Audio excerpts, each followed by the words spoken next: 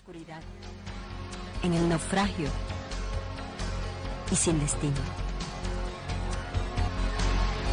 Andas buscando una palabra de iluminación.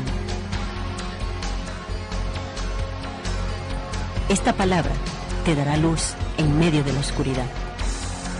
El Ministerio de la Enseñanza y la Evangelización, Jesús Soberano Señor, presentan su programa Palabra de Iluminación con el maestro José Briceño. Ok, vamos a aplaudir la persona del Espíritu Santo que está presente acá. Yo quiero que por un momento hagamos una reflexión. Vamos a orar. No sé si usted tiene necesidad del Espíritu, algo así como sabemos que el cuerpo necesita agua para subsistir, para sobrevivir o para vivir, para mantenerse. Sabemos que el cuerpo necesita agua para hidratarse, eso lo sabemos. Pero no hay como sentir la necesidad del agua. Sabemos que necesitamos al Espíritu de Dios para muchas cosas. Pero no hay como sentir la necesidad del Espíritu. Yo tengo aproximadamente 8 días. Tengo 8 días llorando, 8 días gimiendo, 8 días haciendo preguntas, 8 días necesitando de Dios.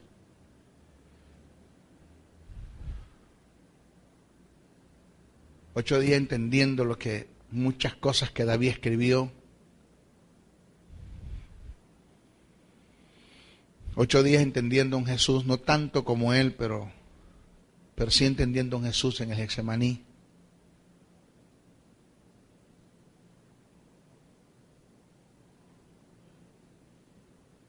Señor, te doy gracias. Padre, gracias.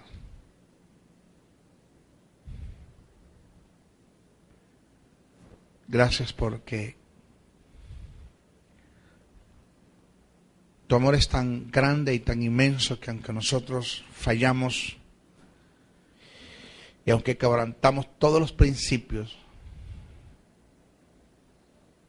podrán haber cosas de ti hacia nosotros que se puedan interrumpir como un propósito, como planes, como proyectos, como bendiciones que se puedan cercenar o la posibilidad de que nos puedas bendecir posesionalmente. Pero tu amor nunca se acaba. Gracias por aquello que me dijiste en una ocasión. Nunca, no hay nada que tú puedas hacer para que yo te ame más.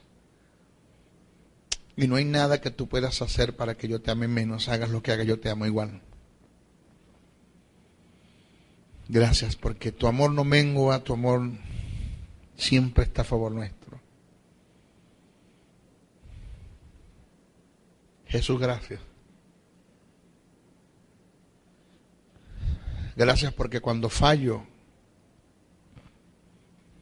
tan descaradamente y aún con premeditación y con alevosía, yo le oro al Padre y le digo que simple y llanamente ponga su mirada a su derecha y que te mire a ti, que nunca fallaste.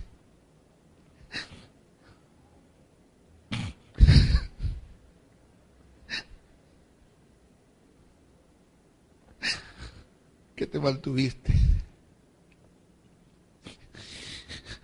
que fuiste fiel y obediente hasta la muerte.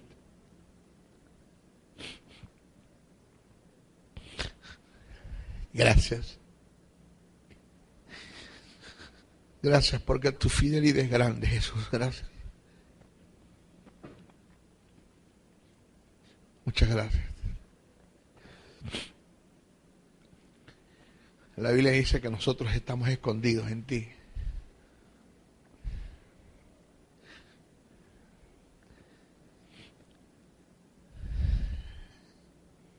Espíritu Santo, gracias. Porque no te has ido, ni te vas.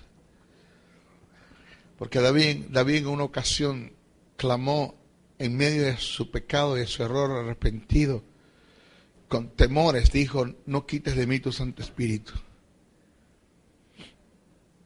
Yo, aunque haya pecado y haya fallado, si haya caído en el terreno más bajo y en el pecado más degradante, tú no te has ido ni te vas. Tú haces la obra de preservación. Con todo y que atentamos y profanamos en contra del templo, que es tu templo, y prestamos nuestro cuerpo para la inmundicia y para la injusticia, tú no te vas. Tú permaneces. Tú te quedas.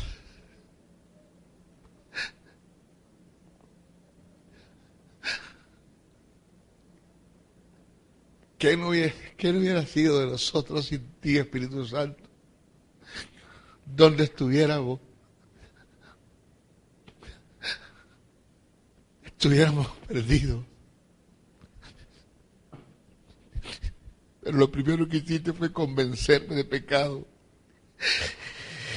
Sacarme de ese estado tan bajo y tan degradante en la que estaba.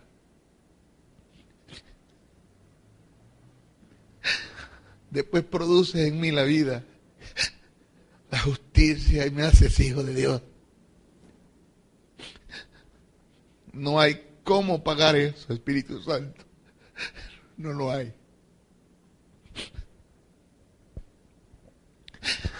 Espíritu de Dios, gracias, porque mantienes mi familia, mis hijos. Me mantienes en perfecta salud. Dice que vivificarás nuestros cuerpos, donde no hay enfermedad que me permanezca en mi cuerpo, porque tú te encargas de limpiar el cuerpo, que es tu templo, tu morada. Gracias, Espíritu Santo, porque te encargas de poner gracia en mí para con los hombres. Y te vas a encargar de acercar y de traer a aquellos que necesito que estén a mi lado. Así como te encargas de quitarme a quien no puede estar, te encargas de traer a quien tienen que estar.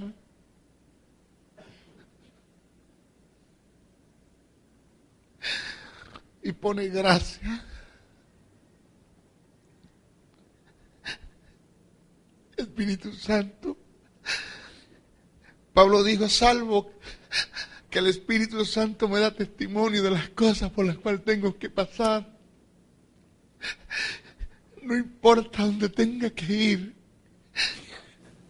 No importa si me tengo que mantener en el anonimato. No importa a dónde yo me tenga que meter. Lo único que te pido es que nunca me dejes. Que tu gracia siempre esté en mí. Que tú puedas hacer la obra. Que la gente pueda verte a ti en mí. Y que sea tu gracia, Espíritu Santo.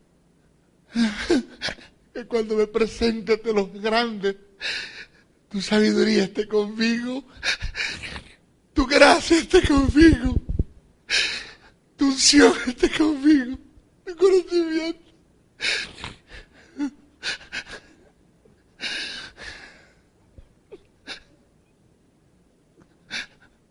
Dice que Jesús creció en gracia y sabiduría.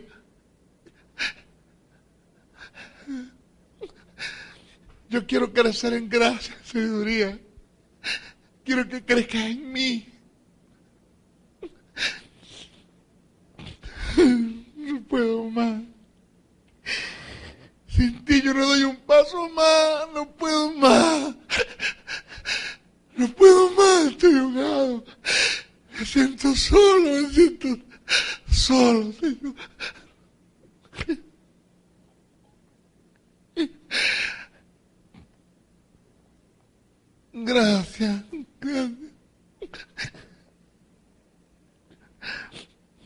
Gracias, Espíritu Santo. Gracias. Porque voy seguro contigo. Porque contigo estoy seguro toda la vida. Apártame del pecado. Pon en mí un sentido de santidad. He aquí toco tus labios. Le dijiste al profeta Isaías. Pon en mí un sentido de santidad. Que no me interese nada del pecado. Que mi mirada esté puesta para ti, para mi Padre, para Jesús y para mi hogar y para el reino. Ponme un sentido de santidad.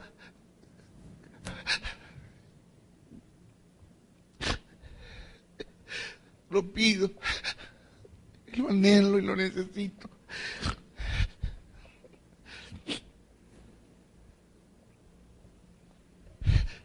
Denle un aplauso al Señor, por favor.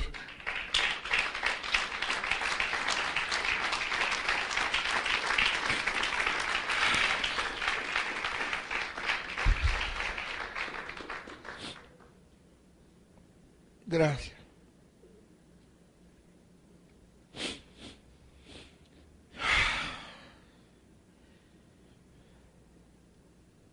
Gracias.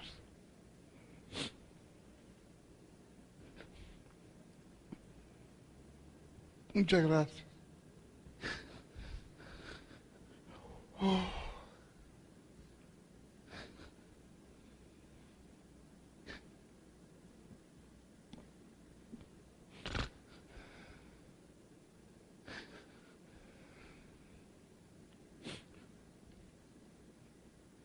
Ok, vamos a hablar de las dispensaciones del Espíritu Santo en la vida del hombre. ¡Wow! ¡Qué refrigerio, qué bello y qué hermoso es el Espíritu de Dios! En Génesis, el capítulo 8, del verso 6 al 12, se nos da una información clara de las dispensaciones del Espíritu Santo en la vida de los hombres. Citemos el estudio, citemos el pasaje. Esto que vamos a leer ahora, usted lo ha leído, pero ni siquiera tiene una idea cuánto usted lo ha leído. Los que me están viendo a través de la televisión, saludamos a través del video, a través de esta programación, YouTube, Internet, perdón. Esto lo hemos leído, pero no lo hemos captado. No sé si decirlo de esta forma, no sé si cuadra. Si no cuadra, los que se meten mucho con el estudio de la palabra, no me critiques, no sé si me cuadra, no sé si decir esto, no sé. Lo vamos a leer en un sentido profético, o no sé si una palabra de sabiduría, pero dice así: sucedió que al cabo de 40 días abrió Noé la ventana del arca que había hecho y envió a un cuervo. Observe usted, primero envió un cuervo. Eso no se le puede a usted olvidar, jamás. Un cuervo. ¿Qué envió? Un cuervo primero. El cual salió y estuvo yendo y volviendo hasta que las aguas se secaron sobre la tierra. Envió también de sí una paloma, tipo del Espíritu Santo, acá. El término paloma sí es tipo del Espíritu, pero en los evangelios, cuando la Biblia dice que el Espíritu Santo descendió en forma corporal como paloma, no es que Juan vio una palomita como aparece en las películas de Hollywood, Porque el texto en el griego no dice así. En el griego dice así: como una paloma desciende en sentido corporal. Literalmente hablando, de esa misma forma descendió el Espíritu sobre Jesús. No se quita. No lo niego y lo acepto. Por eso, si no lo niego, lo acepto, de que el que escribe inspirado por el Espíritu y mencionó el término paloma, quizás para hacer referencia del Espíritu, porque aquí el que escribe hace referencia al Espíritu como paloma. No tengo problema con aceptarlo. Pero dice, sucedió que al cabo de 40 días abrió Noé la ventana del arca que había hecho y envió un cuervo, el cual salió y estuvo yendo y volviendo hasta que las aguas se secaron sobre la tierra. Envió también de sí una paloma para ver si las aguas se habían retirado de sobre la faz de la tierra. Y no halló, y no halló la paloma donde sentar la planta de sus pies. Que dice, y no halló.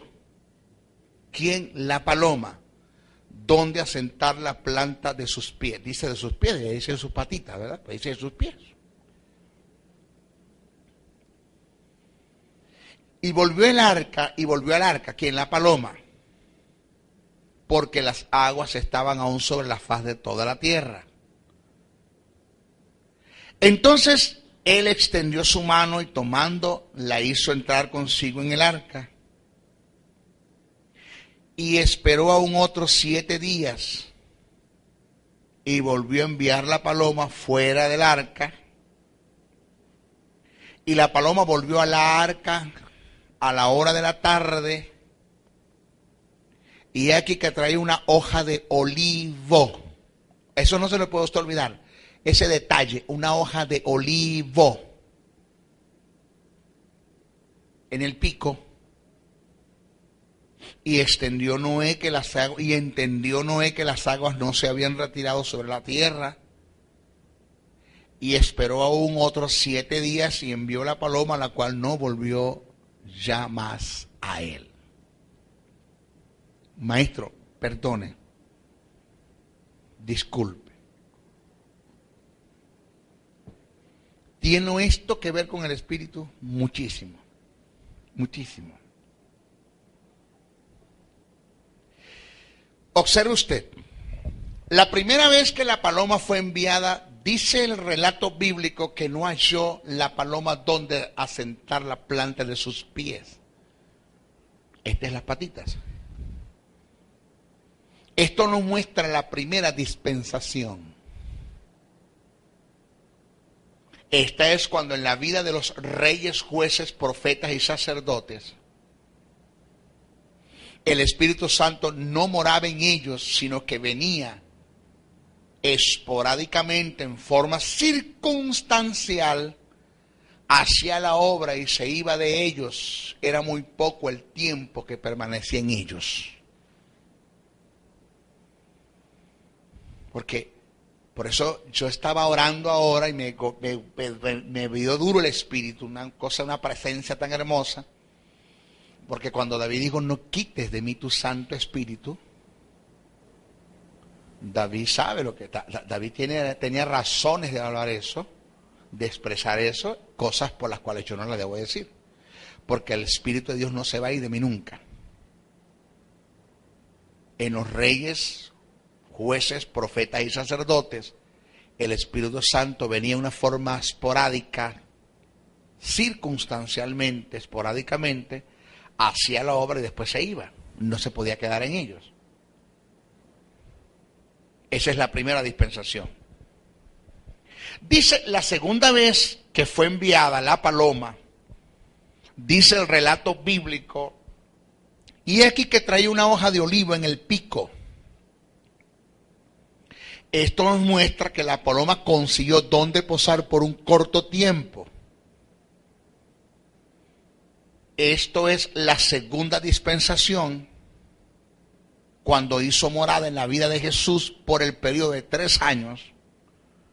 Note que la hoja que traía en la paloma en el pico era de olivo, término que se utilizó para hacer referencia a Jesús, según Romanos 11:24. Esto no son casualidades. Segunda dispensación. Si halló, traía la hojita de olivo en el pico, si halló dónde colocar sus patitas. La tercera vez, dice la Biblia, el relato bíblico, la tercera vez que envió la paloma, el relato bíblico dice, y envió la paloma, la cual no volvió más a él. Esto nos muestra la tercera dispensación que tiene relación con la morada del Espíritu Santo en la iglesia, según Hechos 2:14. Debemos tener en claro que en la dispensación, fíjese bien lo que viene ahora, debemos tener en claro que en la dispensación donde el Espíritu Santo se va a mover o se debería mover, digo se va o se debería porque es que no está sucediendo. En la iglesia de los primeros cristianos sucedió. Eso se dio, hermano. Con mayor fuerza y poder en la tierra es en la tercera dispensación. Cuando se derrama el Espíritu Santo sobre toda carne, indicando a la gente del mundo entero en el convencimiento de pecado, y sobre mis siervos y mis siervos, esto es sobre la iglesia, rebosando de ella para realizar la obra de convencimiento para la salvación de la humanidad. Ahora, si en la tercera dispensación es donde el Espíritu Santo se debe mover con mayor fuerza, ¿por qué no está sucediendo? Porque esto se dio en una iglesia naciente. Porque una sombra de Pedro sanaba a los enfermos. Traían los enfermos y lo colocaban al lado de los discípulos para que por lo menos la sombra de ellos al pasar sanaran a los enfermos. ¿Por qué me traen un pañuelo? Porque los enfermos no pueden venir hasta donde yo estoy. Hablando en el caso de Pablo. Y Pablo colocaba la mano sobre los pañuelos, oraba por los pañuelos, dice que los ungía. Y orando, imponiendo las manos sobre los pañuelos, se los llevaban a los enfermos y eran sanados. Literalmente sanados. Así.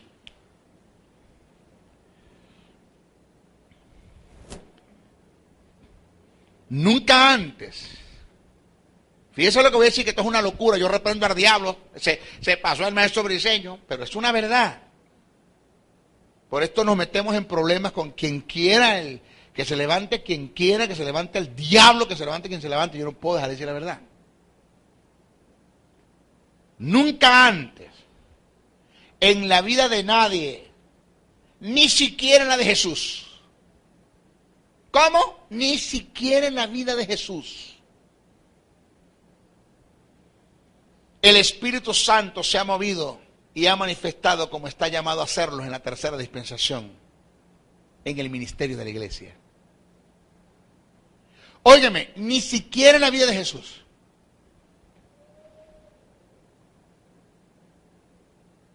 Por esta razón Jesús dijo, las obras que yo hago, ustedes las harán también, aún mayores harán. ¿Cómo? Aún mayores harán.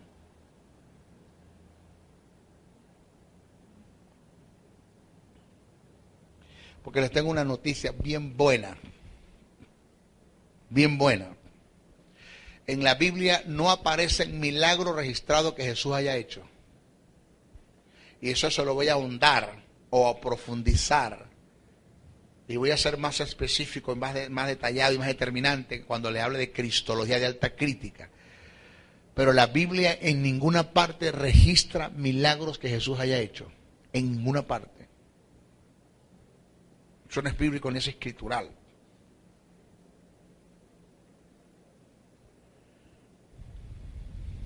Jesús dijo, de cierto os digo, el que en mí cree.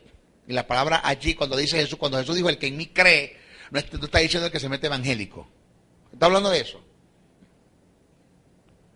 Lo que Jesús quiso decir fue, de cierto os digo, el que tenga la capacidad de creer en mí, de depositar toda su fe en mí, después de haber creído, las obras que yo hago él las hará también.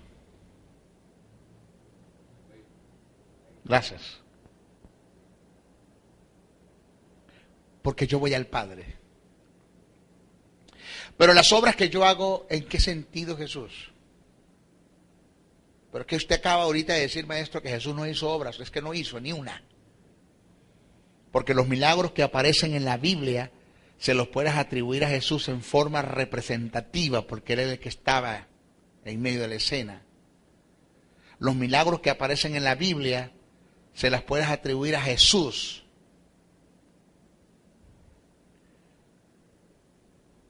No se las puedes atribuir a Jesús en forma operativa. Se las puedes atribuir a Jesús en forma representativa porque está en medio de la escena. Él era el que tú veías colocando la mano sobre los enfermos. Las obras que aparecen en la Biblia se las puedes atribuir a Jesús en cuanto al canal que Dios está usando para llevar a cabo la obra por el Espíritu de Dios que estaba en él. Pero las obras que aparecen en la Biblia usted no se las puede atribuir a Jesús en forma operativa. Representativa lo entiendo. Estaba en medio de la escena. Como canal lo entiendo, él es el medio. Pero si usted analiza los milagros que se dieron en la vida de Jesús, usted no puede atribuírselas en forma operativa, porque quien hacía los milagros no era Jesús, quien hacía los milagros era el Espíritu Santo que estaba en él, no era Jesús. Entonces, si al caso vamos, Jesús no hizo milagros. Todos los milagros que aparecen en la Biblia registrados los hizo fue el Espíritu. Jesús no hizo ni un milagro. Hubo un solo milagro que se dio en la vida de ese hombre llamado Jesús, que el Espíritu Santo no intervino, y que fue un milagro que se dio por la intervención del Verbo, que fue el Verbo el que hizo el milagro, ni siquiera Jesús, que fue cuando se convirtió las aguas en vino. No ha llegado mi hora. No había comenzado el ministerio todavía. Y quien hizo ese milagro fue el Verbo, un milagro creativo. Pero Jesús no hizo milagro.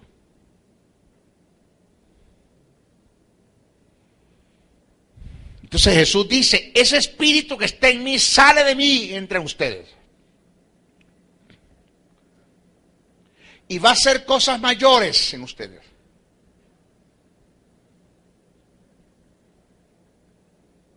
Ni siquiera en mi vida, en el ministerio, en el tiempo que estuve en la tierra, el Espíritu Santo se va a mover en la forma como se va a mover en ustedes. Ni siquiera en mí se movió, como se va a mover en ustedes. Y cuando Jesús dijo mayores cosas haréis, no está hablando mayores en cantidad. En el sentido de que, bueno, hermano, estamos hablando en cantidad, quiere decir que la iglesia tiene 2 años en la tierra, Jesús tuvo 3 años. La iglesia tiene 2000 años y Jesús tuvo 3 años, pues tiene más tiempo la iglesia de hacer mayores milagros en cantidad que Jesús. No, no está hablando de cantidad, está hablando de calidad. De un niño, una niña, un niño. Ceguito.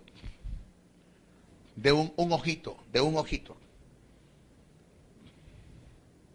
Perdió ceguito de un ojito en una campaña de Daisy Oswald, la esposa de T.L. Oswald. Daisy Oswald se le acercó y en su inocencia le dijo, ¿tú crees que Dios te puede sanar de ese ojito? Y el niño en su inocencia le dijo, sí creo. Y la esposa de T.L. Oswald le puso la mano, le quitó la mano y vio. Y se formó un algarabío, un grito y espanto y escándalo y todo el mundo lloraba.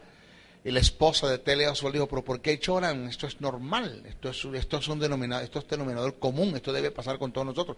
Este es el pan de cada día, este debe ser el pan de cada día de la iglesia, las sanidades. ¿Por qué ustedes se asombran por lo que Dios está haciendo?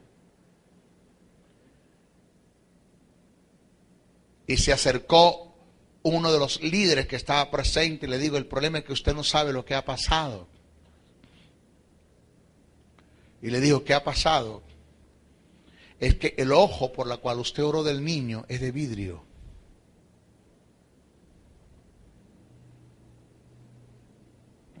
¿Sabe cómo se llama ese niño? Ray Connor. Ya tiene su edad, ya es un hombre ya mayor, sabe con quién anda con chamba. Pero la cosa más dura lo más fuerte del caso es que se saque el ojo y ve por la cuenca sin el ojo. Y lo llevaron a los mejores optometristas y oculistas, y ¿sabe cuál es su medida? 20-20. Porque cuando Dios hace una obra la hace completa.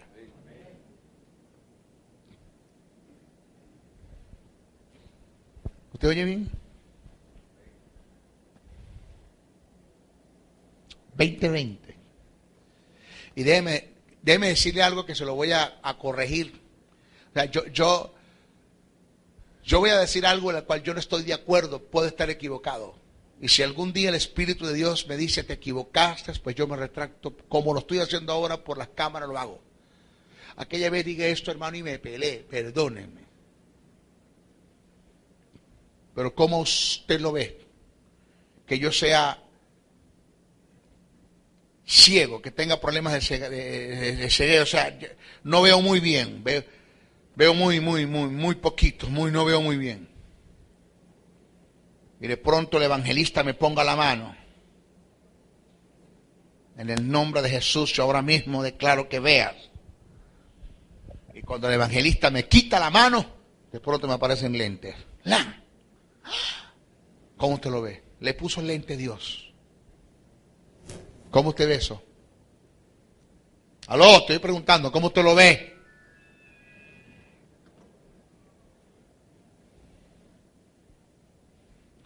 ¿Qué es más fácil para Dios, poner una muela nueva o calzar una muela? Dios no es Dios de remiendo, hermano. Eso es que están calzando muelas con símbolo de palomita. Eso es mentira, eso es amarillismo, eso es circo, eso es teatro. Porque Jesús le puso la mano a un ciego y le quitó. Le dijo, ¿ves? Y ese ciego dijo, veo los hombres como árboles. O sea, no veo bien.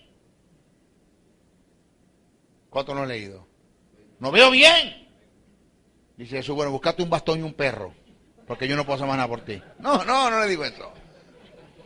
Dice que le volvió a poner la mano. Y cuando se la quitó, ¿ves? Y digo, ahora sí veo perfectamente bien. Esto es señal de que cuando Dios hace una obra, la hace completa, alaba sea el nombre del Señor. La hace completa.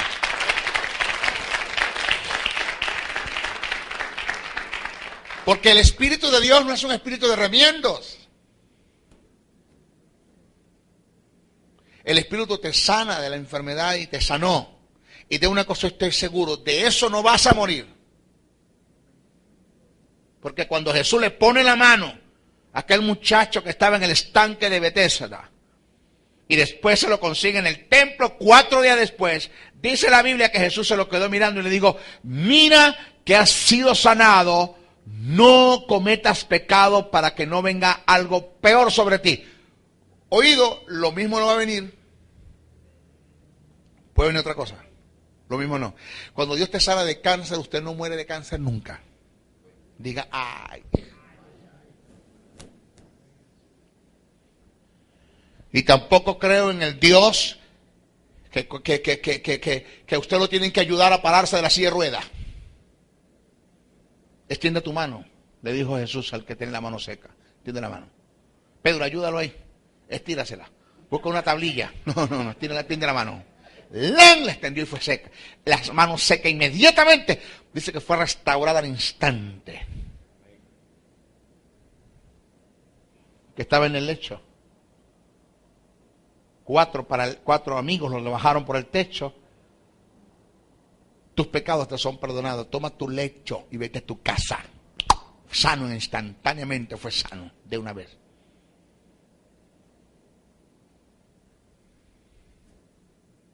Yo no creo en remiendos, pero sí creo que fuimos llamados por Dios y por el Espíritu de Dios que mora en nosotros a que en nuestra vida se hagan cosas mayores que las que se hicieron en Jesús. Porque Jesús solo fue un canal y un medio por donde el Espíritu Santo se movió, y nosotros somos canales y medios por donde el Espíritu Santo se está moviendo y se va a mover y se quiere mover. Aquí tiene que estar pasando algo. Señores, aquí tiene que estar pasando algo. Que una persona, siendo hija de Dios, lavada por la sangre de Cristo, su nombre es Cristo, el Hijo de la vida, y siendo templo y morada del Espíritu Santo, tenga que morir de un maldito cáncer. Donde un cáncer se lleva el cuerpo, el templo del Espíritu de Dios. Donde un cáncer se pudre el templo del Espíritu de Dios. Aquí tiene que estar pasando algo. Porque dice que Él vivificará nuestros cuerpos mortales. Los mantendrá sanos, los mantendrá vivos, activos para el reino. Claro, tenemos que cuidarnos. Hay cosas que no debemos violar, principios que no debemos violar en la alimentación, en tantas cosas, eso estamos claros. Pero si esta es la dispensación donde Él se va a mover con mayor fuerza, ¿por qué no lo ha hecho?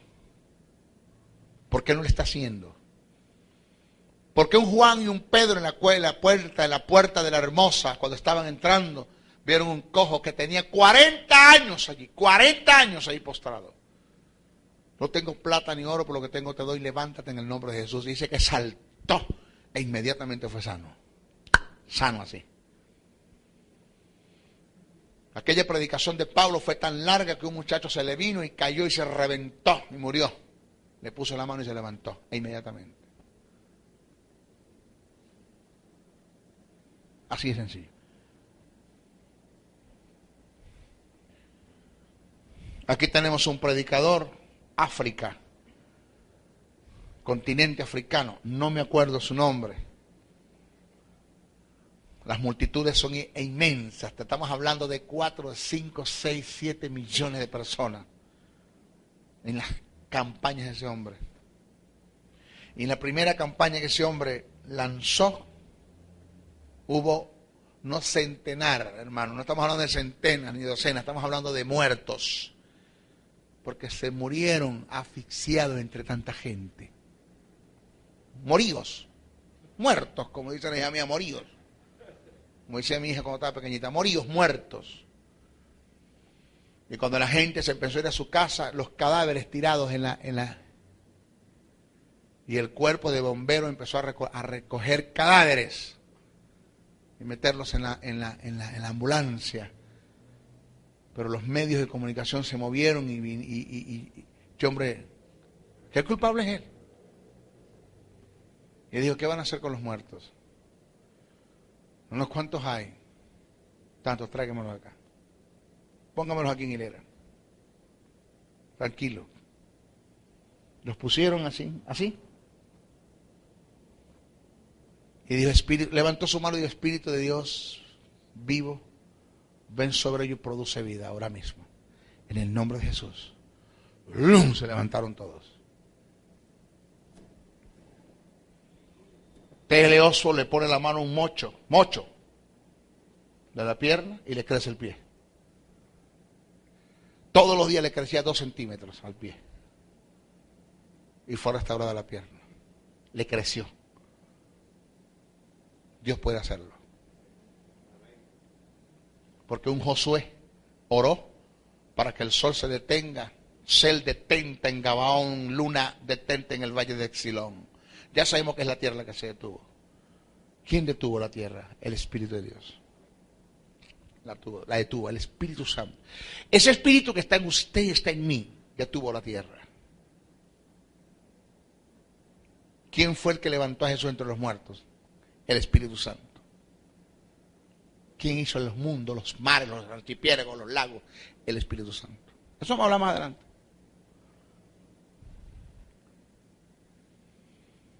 Entonces, aquí tiene que estar pasando algo que un simple problema nos ahogue. Una prueba nos detenga. Algo tiene que estar pasando aquí.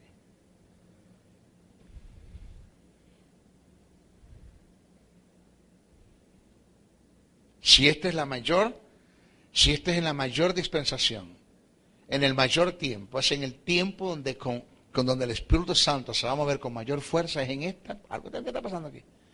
Y yo sé que está pasando. Porque eso viene en el seminario. Yo sé qué está pasando.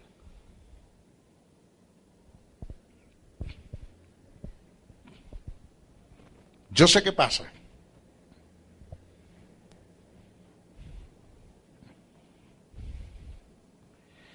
Mire, señores,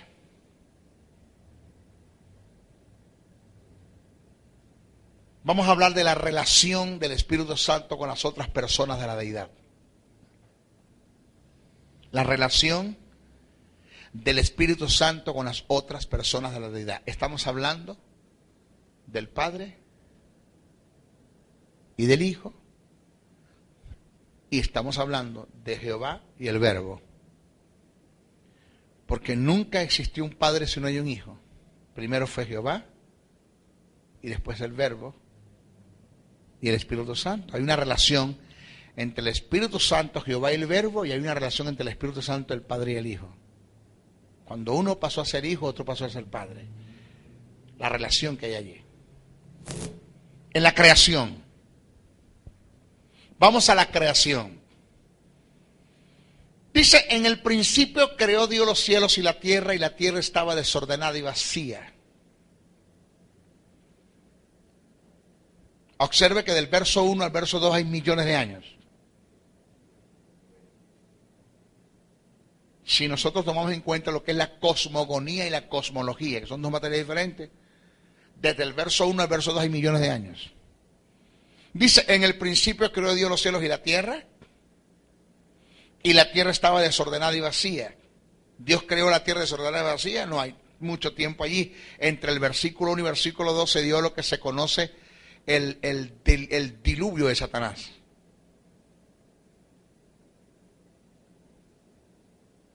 Dice, y las tinieblas estaban sobre la faz del abismo.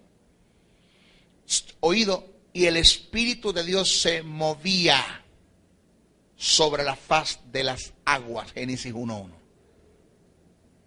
Repito, y el Espíritu de Dios se movía. Ahí está el secreto. Se movía.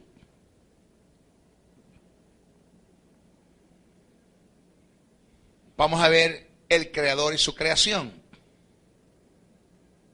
Es contraproducente e inaceptable el tratar el tema de la cosmología o cosmogonía atribuida a Dios relativa a la creación si no se da una explicación de la mal llamada existencia o el ser de Dios. ¿Quién creó a Dios?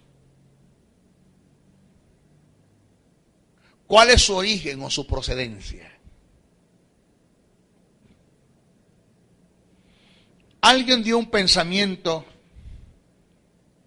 que ha tomado fuerzas en la historia referente a la existencia de Dios, tratando de negar su existencia. Tratando de negar su existencia. Este ser dijo que Dios es creación del pensamiento de los hombres. Esto, según las Escrituras, es debatido, porque ellas registran el ser de Dios. El tratar de explicar el ser de Dios es algo inconcebible, inexplicable, abstracto.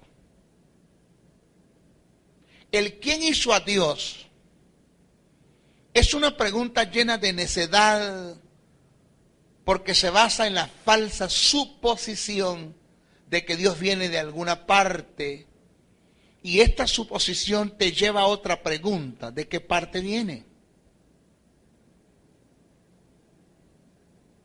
La respuesta es que esta pregunta ni siquiera tiene sentido. Es como preguntar a qué huele el azul, cuál es su olor. El azul, ¿cuál es su olor? El azul no está en la categoría de las cosas que tienen olor. Así que la pregunta en sí misma es defectuosa y necia. De la misma manera, Dios no está en la categoría de las cosas que son creadas o llegan a existir o son causadas. Dios no tiene causa ni procedencia de creación. Él simplemente es. ¿Cómo sabemos esto? Bien, sabemos que de la nada, nada procede. Así que si alguna vez hubo un tiempo en que no existía absolutamente nada, entonces nada hubiera podido existir. Pero las cosas existen, por lo tanto, puesto que nunca pudo haber habido absolutamente nada de la nada, algo tuvo que haber, ser o estar siempre antes de la nada, para que de la nada se hicieran las cosas. Para que en medio de la nada se hicieran las cosas. Y este ser ha sido y ha estado por la eternidad, es a quien nosotros llamamos Dios.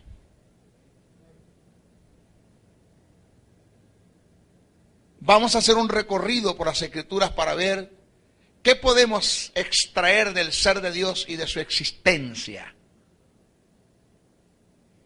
El apóstol Juan es uno de los escritores que trata el tema del ser o la existencia de Dios. Dice, en el principio era el verbo y el verbo era con Dios y el verbo era Dios.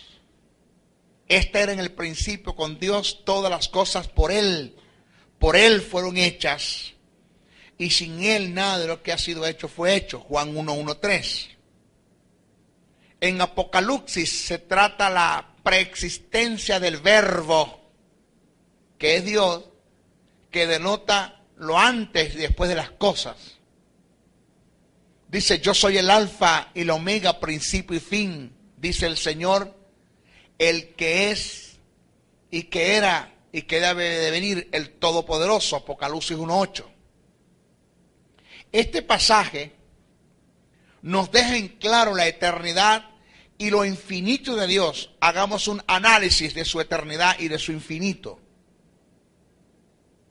Lo primero que debemos entender es que la eternidad y lo infinito en Dios no se debe denominar como atributo de Él, ya que Dios nadie le atribuyó esta virtud. La eternidad y lo infinito son propiedades o virtudes de Dios, y en Dios no son atributos, porque atributo es lo que se le atribuye a una persona. A Dios nadie le dio esto. Eternidad, lo que es antes y después del tiempo.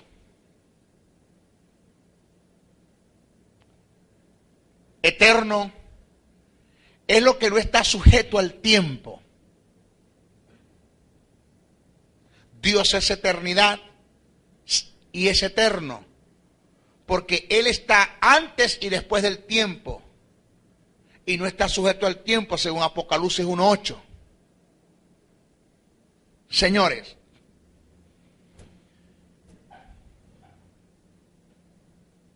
en la eternidad, escucha bien esto, para que me agarréis bien y preste atención. Dios en la eternidad trazó una línea llamada tiempo.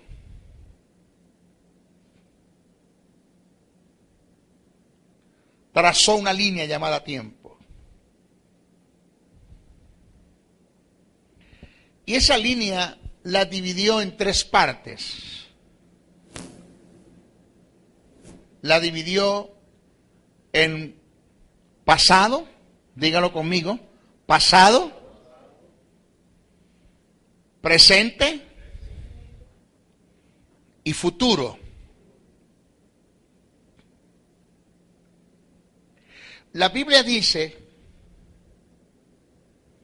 que Dios en el pasado es, en el presente es y en el futuro es. No será, es. En esa línea llamada tiempo, Dios colocó al hombre. El hombre tiene un pasado, tiene un presente y tiene un futuro. El hombre fue, es y será. Dios es y es. ¿En qué tiempo de ese tiempo que Dios lo dividió en tres partes está el hombre? En el presente. El hombre no puede estar en el pasado, Dios está. El hombre no puede estar en el futuro, Dios está. El hombre tiene que estarse en el presente. Óigame, la Biblia dice, yo soy el alfa y el omega, el principio y el fin. Cuando habla del principio, está hablando del principio del tiempo. Y está hablando del fin del tiempo, donde el hombre está. Pero el texto en el griego no dice así. En el griego no dice yo soy el alfa y el omega, el principio y el fin, porque el término alfa y omega representan a dos dioses paganos. El texto dice así, yo estoy antes del alfa y estoy después del omega. Usted no puede encerrar a Dios en un abecedario. El texto dice yo estoy antes del alfa y después del omega. Yo estoy antes del principio y después del fin. El que usted pueda entender esta verdad en cuanto a la eternidad de Dios sobre el tiempo de los hombres, es un factor determinante para usted vivir una vida de victoria y segura.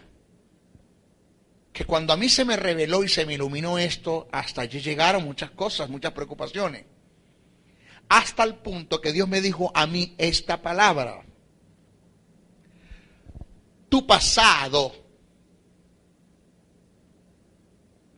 me dijo Dios, tu presente y tu futuro yo lo conozco. Es tanto que tu futuro es mi pasado. ¿Están acá? Ya yo fui a tu futuro.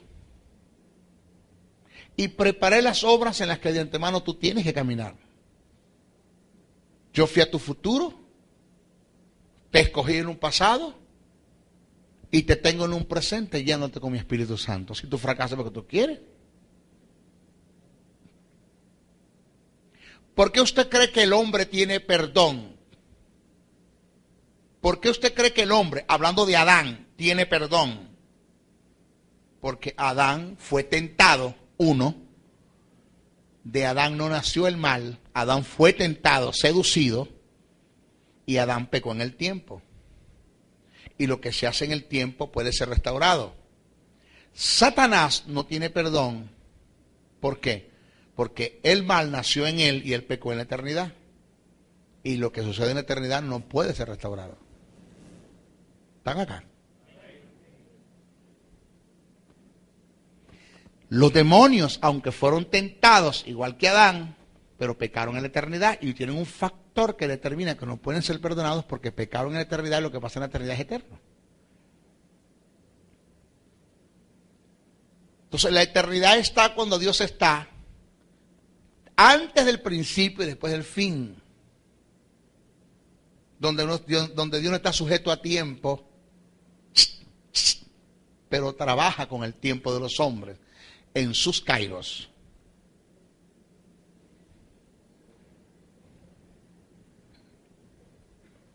Infinito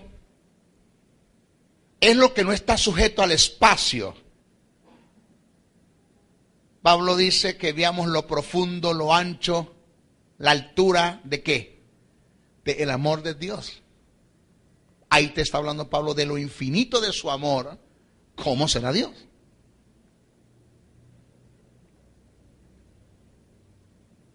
Infinito es lo que no está sujeto al espacio, no tiene límites, no tiene fronteras. Es lo que va más allá de lo más allá. Salomón da testimonio de esta verdad haciendo referencia a Dios, como dice en Primera de Reyes 8:27. Pero ¿es verdad que Dios mora sobre la tierra?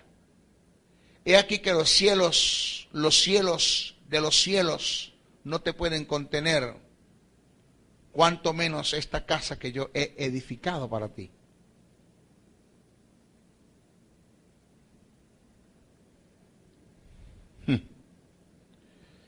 Segunda de Crónicas 2:6, mas ¿quién será capaz de edificarle casa, siendo que los cielos y los cielos de los cielos no pueden contenerlo a él?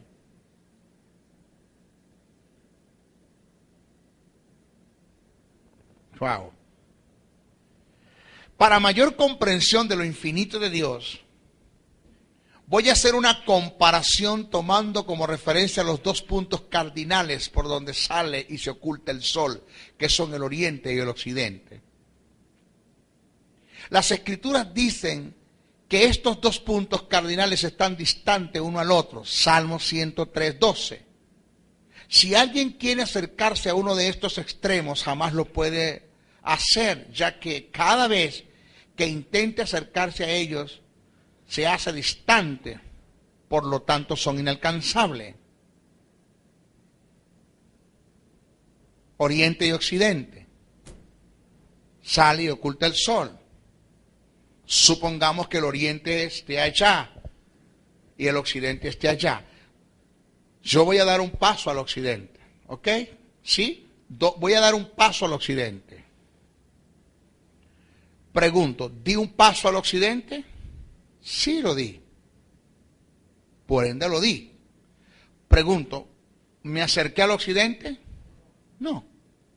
Porque cada vez que me acerco al occidente, que trato de acercarme al occidente, el occidente se va más para allá. ¿Sí? ¿Me agarra? Lo infinito de Dios está en que Dios alcanza el occidente y se consigue con el oriente. Diga, ay. A Dios esto no lo detiene.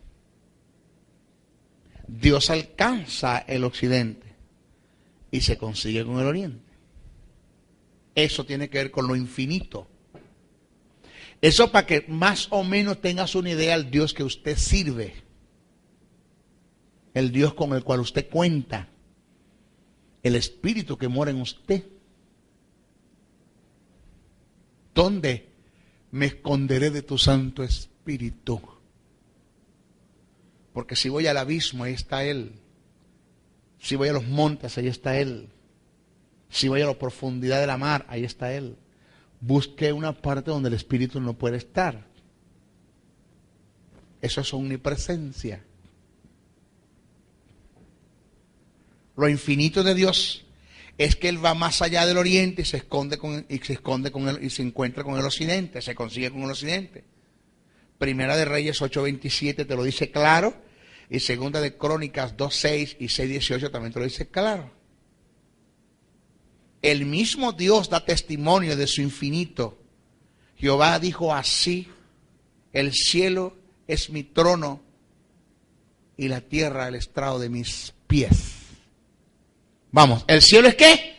Mi trono y la tierra es el estrado de mis pies. Éxodo 3:14 se manifiesta la anticipada existencia de Dios. Dios le dijo a Moisés: yo soy el que soy. El término yo soy en el aspecto etimológico encierra características y valores que son absolutas y propias del ser. Yo soy indica ser del hebreo hayab, que entre sus características y valores determina la existencia abstracta que interpretado significa existir por sí mismo, permanecer en uno mismo, mostrando a quien se le designa el término un gozar de absoluta independencia. Cuando Dios le dijo a Moisés: dile a ellos que yo soy, me envió a vosotros, lo que le quiso decir fue: dile a ellos que el que existe por sí mismo permanece en el mismo y no depende de nadie te está enviando. Cuando analizamos el término Jehová Jireh como nombre compuesto de Dios, en su única y absoluta característica significa el que se provee. Jehová Jireh no es tu proveedor, es el que se provee a sí mismo.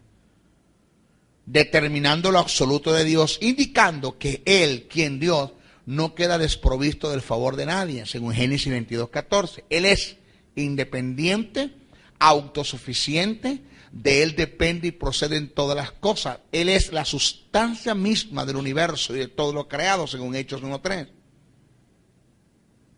En Juan 5:26 se registra o se refleja las características del gran yo soy. Jesús dijo, porque como el Padre tiene vida en sí mismo.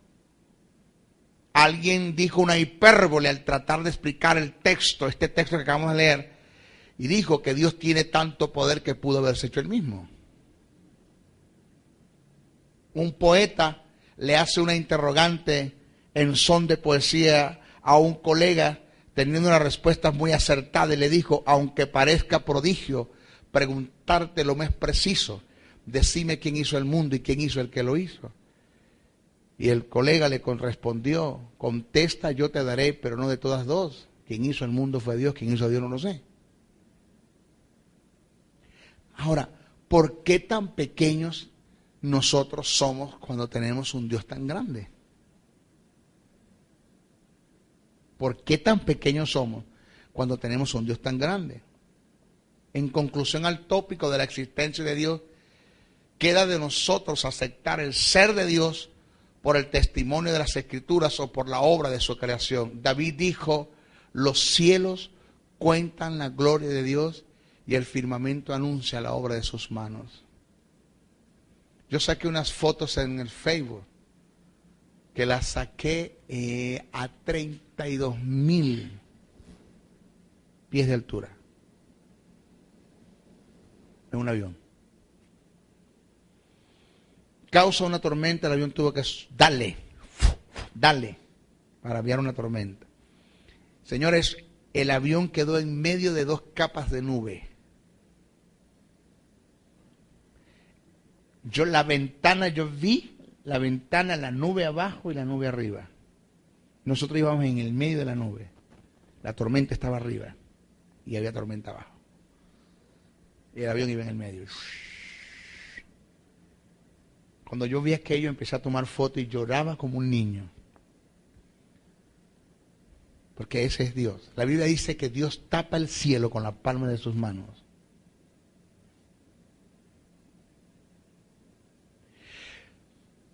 ¿Cuántos litros de agua hay en el océano Atlántico, el océano Índico, el océano Pacífico, en el mar Caribe, en el lago, archipiélagos, ríos?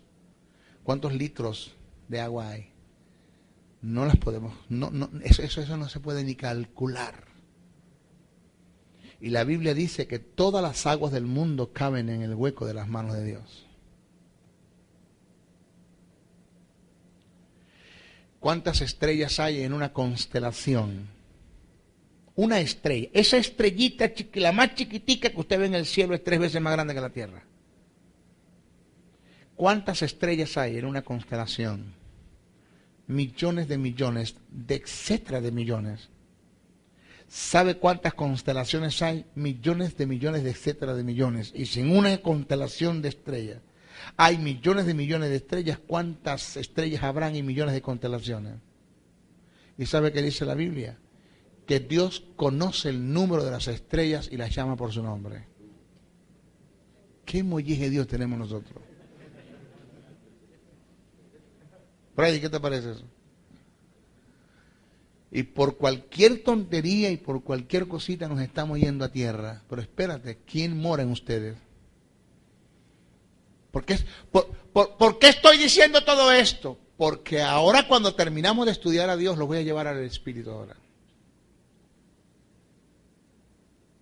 Yo lo voy a llevar a ustedes a la semejanza. Cómo el Espíritu es tan igual a Dios, que no tiene ni un destello, hermano, ni la medida más pequeña que usted pueda buscar, ni siquiera la medida más pequeña. El Espíritu tiene menos de lo que es Dios, porque también es Dios. Y ese Dios que tapa el cielo con la palma de sus manos, que todas las aguas caben en el puño y en el hueco de sus manos, que conoce todas las estrellas, por el Espíritu se digna en venir a hacer habitación en usted. Pero eso nosotros como que no lo entendemos, no le damos la importancia, no lo comprendemos, no lo analizamos, y a nosotros eso no nos importa. Yo le estoy diciendo a Dios, Señor, muéstrate a mí, muéstrate. Yo estoy siendo atrevido con Dios. Señor, yo quiero más. Yo quiero más. Yo tengo insatisfacción positiva. Yo quiero más. Yo no me quiero quedar en esto.